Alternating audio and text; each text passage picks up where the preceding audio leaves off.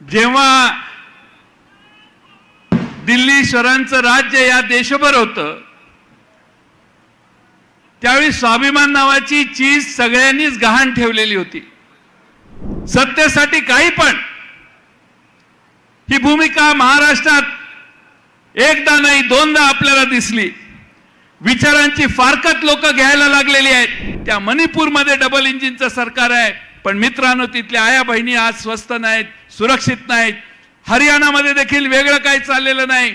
हरियाणामध्ये देखील डबल इंजिनचं सरकार आहे, पण जातीय दंगली त्या ठिकाणी देखील उफाळून यायला लागलेल्या आहेत. युवराज बांगर, माजलगावचे नगराध्यक्ष मंजूरभाई शेख, पृथ्वीराज साठे, मेहबूब शेख, सुनील गवाने, सक्षना सलगर, रविकांत वरपे, बापूसाहेब डोके, महेश तपासे, राम खाडे, बाबू जोगदंड, भावनाताई घाणेकर, आशाताई भिसे, सुधामती गुट्टे, नरेंद्र काळे, श्रीराम मुंडे.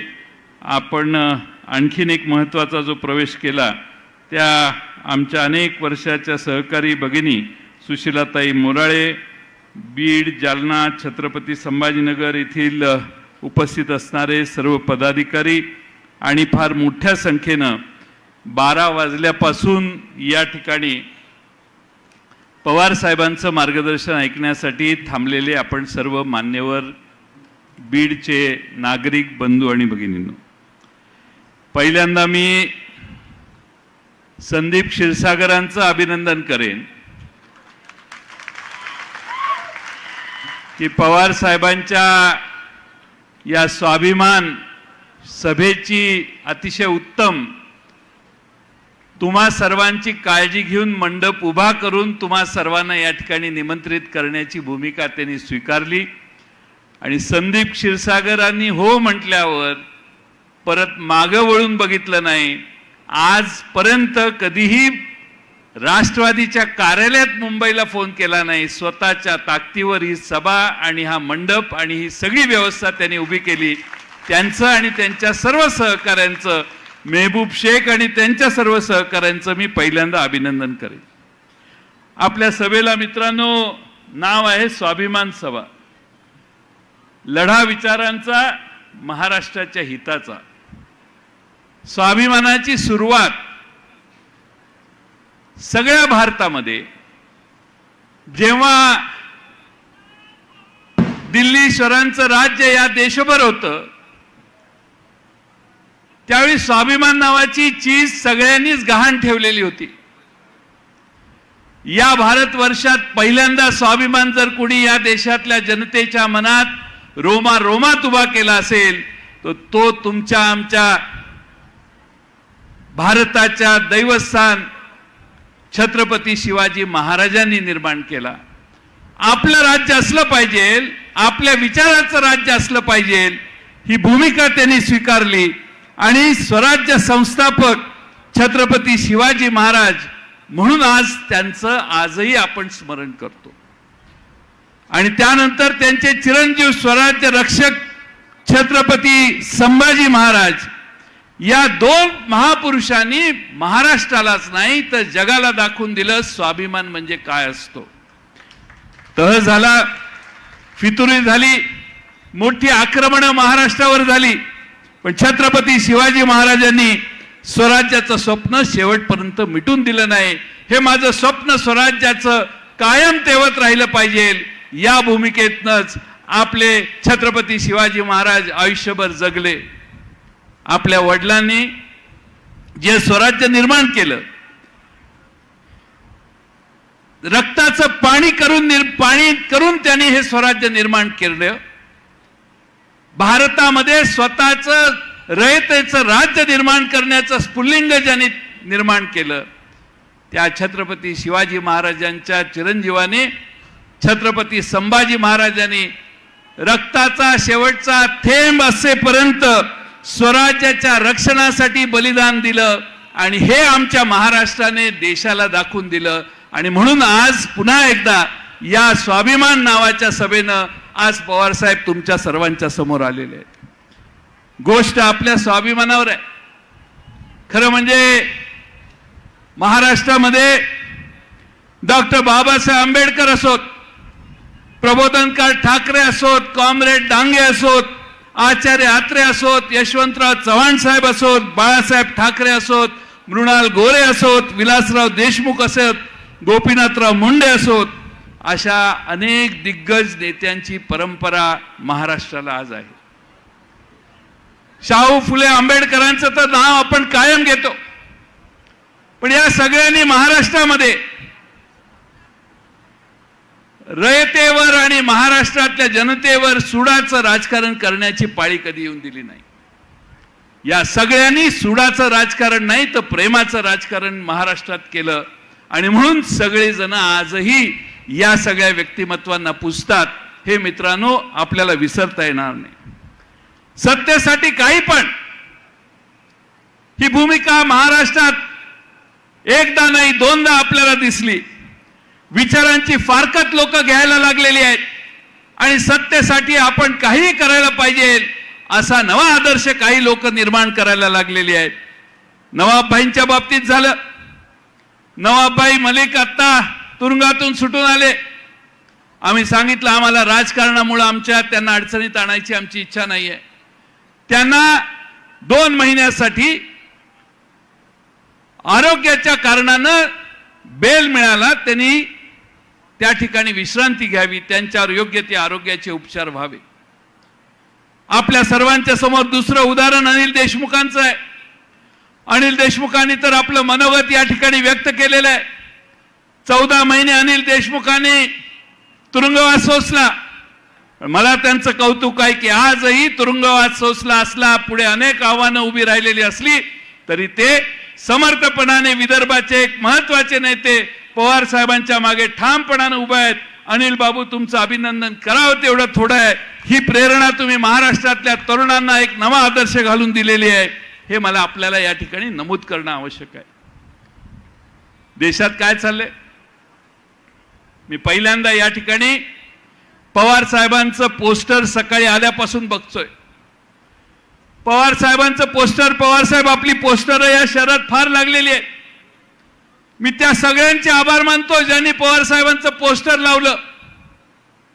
कारण पवार साहेब येणार आहेत हे जास्त प्रचार करून त्यांनी महाराष्ट्रातल्या आणि बीडच्या जिल्ह्याला सांगितलं. आमचं निम्म काम झालं असं आम्ही समजतो. पण आशीर्वादाची गरज पवार साहेबांची आहे हे ऐकून आम्हाला मनापासून समाधान झाले. आज या देशामध्ये काय परिस्थिती आहे? या देशामधली परिस्थिती आपण कधी थोडीशी निरखून बघितली आहे का? काल परवा आपल्या देशामध्ये सीएजीचा रिपोर्ट आला. 7 मोठे घोटाळे सीएजीने पुढे काढले. उत्तर प्रदेशमध्ये द्वारका एक्सप्रेसवे म्हणून एक रस्ता केलेला आहे. त्याची प्रकल्प खर्च 14 पटीनं वाढवली. सीएजी विचारते असं कसं झालं? एखाद्या प्रकल्पाचा प्रकल्प खर्च ठरल्यावर 14 पट एखाद्याची किंमत वाढत असेल तर लोकांच्या मनात शंका येईल. ती सीएजीच्या मनात आली, कॅगच्या मनात आली. आयुष्यमान भारत योजना आहे. 18 ते 21 साली 3.5 वर्षात 7.5 लाख लाभार्थींना एकाच फोन नंबरवर लिंक करण्याची व्यवस्था झाली. 7.5 लाख लोक एकाच फोनवरून लिंक करण्यात आली. 1,24,00,000 लोकांनी रजिस्टर केलंय. पण मोबाईल वापरले फक्त 1,84,000 फोन त्याच्यावरून रजिस्टर केले. 43,000 कुटुंब अशी आहेत ज्या कुटुंबातली संख्या जरा अवास्तव आहे असं सीएजी म्हणते. कुटुंबातली संख्या काही कुटुंबात 11 जण आहेत तर जास्तीत जास्त एका कुटुंबात 201 लोक आहेत. अशा नोंदी करण्याचं काम करण्यात आलेलं आहे. मी आपल्याला हे सांगणं आवश्यक आहे की जी मध्य प्रदेशमध्ये लोक मरण पावली त्या मरण पावलेल्या लोकांच्या नावावर जवळपास 1.25 कोटी रुपये उचलण्यात आले. जवळपास 8,000 व्यक्तींना एकाच वेळी वेगवेगळ्या हॉस्पिटलमध्ये भरती करण्यात आल्याचं दाखवलंय. म्हणजे आमचं मेहबूब शेख बीड मधल्या एकाच वेळी 10 हॉस्पिटलमध्ये मेहबूबचं नाव नोंद करण्यात आलेलं आहे एकाच वेळी. आणि त्यामुळं या ठिकाणी मैताच्या टाळूवरचं लोणी कोण खातंय याचा प्रश्न आता तुम्ही लोकांना विचारला पाहिजे.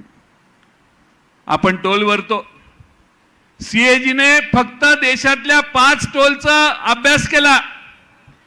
5 टोलचा अभ्यास केल्यावर ऑडिट केलं तर 5 टोलवर 132 कोटी रुपये चुकीच्या पद्धतीने घेतले असं सीएजी म्हणते. रेकॉर्डला 132 आहेत, प्रत्यक्षात किती घेतले तुम्हाला मला काय माहिती.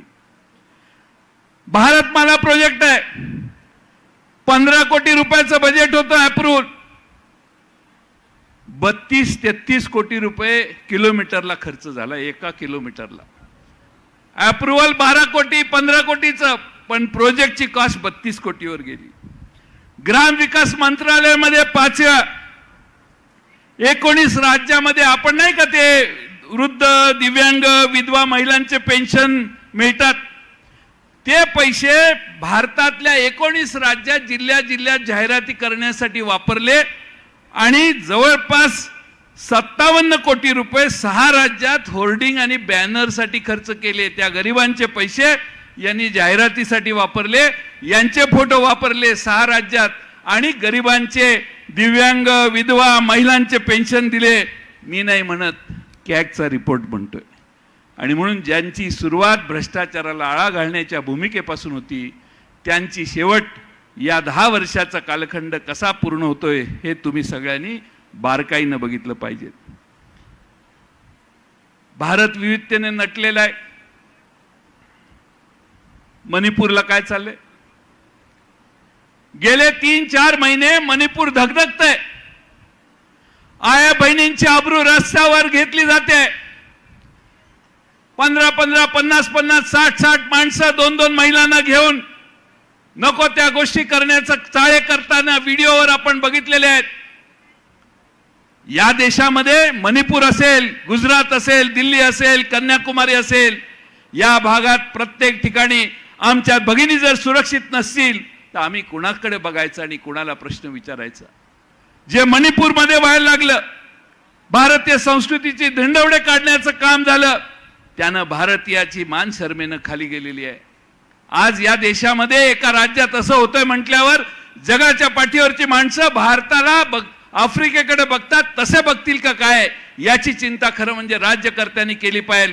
तिथल्या मुख्यमंत्र्याचा आतापर्यंत राजीनामा घ्यायला पाहिजे होता, ते सरकार बरखास्त करायला पाहिजे होतं. तिथे आर्मी गेली असती तर 2 दिवसात सगळं थांबलं असतं. पण डबल इंजिनचं सरकार आहे. दिल्लीला सरकार आणि आमच्या राज्यात सरकार म्हणजे डबल इंजिनचं सरकार आहे. त्या मणिपूरमध्ये डबल इंजिनचं सरकार आहे. पण मित्रांनो, तिथल्या आया बहिणी आज स्वस्त नाहीत, सुरक्षित नाहीत. हरियाणामध्ये देखील वेगळं काही चाललेलं नाही. हरियाणामध्ये देखील डबल इंजिनचं सरकार आहे, पण जातीय दंगली त्या ठिकाणी देखील उफाळून यायला लागलेल्या आहेत. आज आमचे जितेंद्र आव्हाड आहेत, त्यांच्या गावामध्ये, त्यांच्या मतदारसंघामध्ये बजरंग दलांची मुलं 4 मोर्चे काढून गेले. ढोल ताशे घेऊन 4 मशिदींच्या समोर ते वाजवण्याचं काम झालं. पोलिसांनी त्यांना परवानगी दिली नाही, काय नाही, कोणी कुणाला विचारत नाही. पण कोणत्याही परिस्थितीत जातीय तणाव निर्माण झाला पाहिजे ही भूमिका डबल इंजिनच्या राज्यात जास्त व्हायला लागली आहे. याची नोंद आपण सगळ्यांनी घेणं गरजेचं आहे असं मला वाटतं. खरं म्हणजे आपण महाराष्ट्रामध्ये अहमदनगर झालं, औरंगाबाद छत्रपती संभाजीनगर झालं, कोल्हापूर झालं, अमरावती झालं, या ठिकाणी हे सगळे प्रयोग करून झालेले आहेत. आणि हळूहळू जशी जशी यांच्या पायाखालची वाळू घसरायला लागेल तशी अशा पद्धतीनं वागणं आणि या महाराष्ट्रामध्ये जातीय तणाव निर्माण करण्याचं काम भविष्य काळात होऊ शकेल. आणि म्हणून आपण सगळ्यांनी सतर्क राहिलं पाहिजे. मी काय शेर शायरीतला माणूस नाही, पण एक चांगला शेर माझ्याकडे आलाय. नफरतों का असर देखो, नफरतों का असर देखो, जानवरों का बंटवारा हो गया, गाय हिंदू और बकरा मुसलमान हो गया. ये पेड़ ये पत्ते ये शाखे भी परेशान हो जाए, ये पेड़ ये पत्ते ये शाखे भी परेशान हो जाए, अगर परिंदे भी हिंदू और मुसलमान हो जाए. आज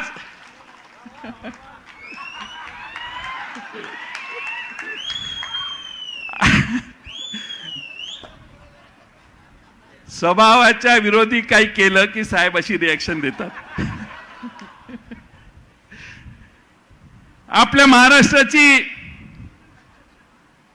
जर परिस्थिती आपण थोडीशी बारकाईने बघितली तर आज सत्ताधारी पक्षाचे आमदार महाराष्ट्रामध्ये हिंदू अस्मिता म्हणून रॅली काढायला लागले. ते म्हणायला लागले की हिंदू खतरे में आहे. मुख्यमंत्री आणि उपमुख्यमंत्री म्हणतात हे हिंदुत्ववाद्यांचं सरकार आहे. मग तथाकथित हिंदुत्ववाद्यांच्या सरकारामध्ये महाराष्ट्रातला हिंदू खतरेमध्ये कसा आहे हे जरा त्यांनी सांगितलं पाहिजे. आमचं सरकार होतं, हिंदू कधी खतरे में नव्हते. आमच्या सरकारमध्ये हिंदूंनी कधी मोर्चे सुनील भुसारा काढले होते काय? कधी नाही काढले. पण अध्यक्ष महोदय, सुनील भुसारांचं नाव घेतल्यामुळे झालं ते. आपण सगळे थोडीशी काळजी घेतली पाहिजे की आपण हिंदू आहोत, मुसलमान आहोत, शीख आहोत, ईसाई आहोत, सर्व धर्म समभावानं या महाराष्ट्रात आपण जगतो.